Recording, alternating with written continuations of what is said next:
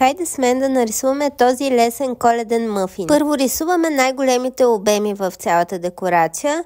Ситуираме чашката по средата и правим леки кадрички отгоре. Навлизам и в светосянката на тази кошничка, като смесвам розово с червено. Разнесете с по-едра, суха четка и леки потупващи движения. Пристъпваме към рисуване на другите елементи от декорацията. Ето го и самото кексче. Добавям светосенки върху него и основата на бялата заливка, която е с пирамидална форма. И вече навлизам в най-дребните детайли.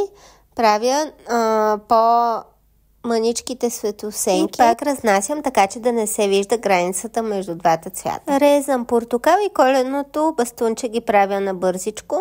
И за по-голяма действителност ще сложа сянка от едната страна на кошничката. Следва най-финната част с бяла и черна гелакова боя да сложа контури и бликове на места. След като контурирам, слагам топ, полимеризирам и с напластена бяла гелаква боя да слагам по много върху кексчето, като накрая на движението на четката се старая да оставам фин завършък. Ето го и готовото мъфинче.